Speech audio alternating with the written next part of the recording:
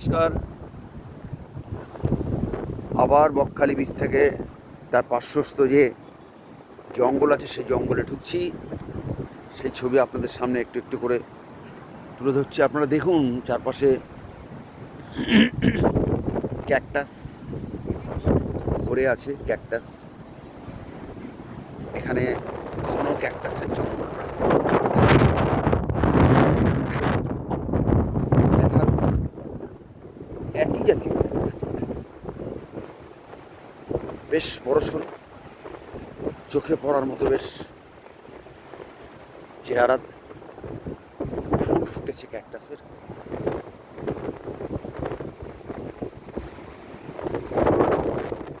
তার সঙ্গে সঙ্গে ছোট ছোট ক্যাকটাসের চারা চারপাশে ছড়িয়ে আছে অবিন্যস্তভাবে।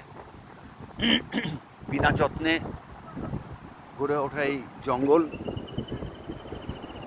আমাদের শহরের বুকে যে সবুজের অনটন, সে অনটন এখানে এসে অনেকটাই মিটবে যখন আপনি দেখবেন ছোট ছোট নিমের চারা এখানে ভরে আছে। এখানেও ক্যাকটাস,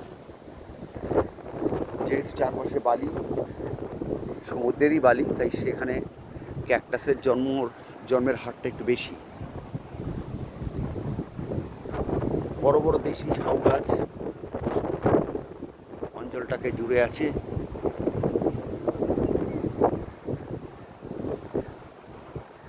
দৃশ্য মনোরম, মানুষজন নেই কোথাও, আবার এখানে আমরা দুজন।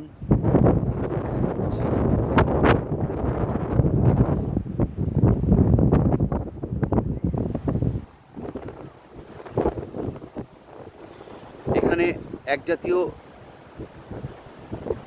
ফুল দেখতে পাচ্ছি, ক্যাকটাসের কুড়ি ফুটে আছে। ক্যাকটাসের কুড়ি ফুটে আছে, যথেষ্ট সুন্দর দেখতে।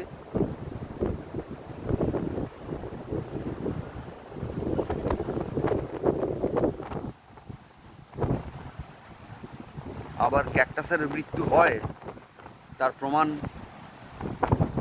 এইগুলি।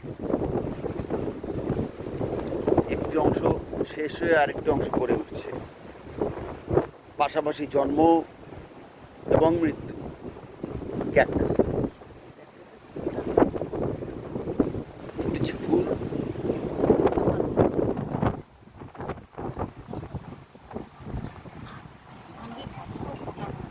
দেখছি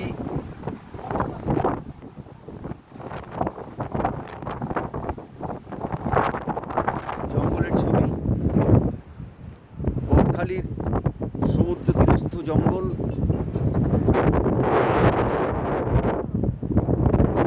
না যতবার দেখবেন এই সবুজের বাহার আপনার মন কেড়ে নেবে।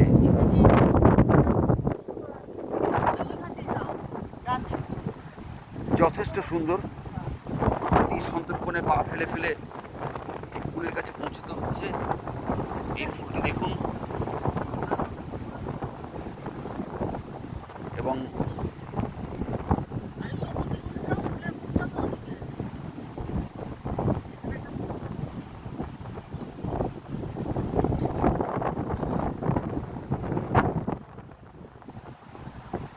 এই জঙ্গলের খুব বেশি ভিতরে আমরা ঢুকবো না, কারণ আমরা সংখ্যায় মাত্র 2। জঙ্গলটি এর আগে আমরা বেশ কয়েকজন মানুষ মিলে একসঙ্গে অনেকটা অঞ্চল ঢুকেছিলাম। একই চরিত্র, পুরো অঞ্চলটা জুড়ে একই চরিত্র। একটু আপনি বেসামাল হলেই আপনার পায়ের তলায় ক্যাকটাসের চারা পড়বে, এবং যদি আপনার জুতো এপাশে ওপাশে পা বেরিয়ে থাকে তাহলে সেই চারা আপনার পায়ে ফুটবে।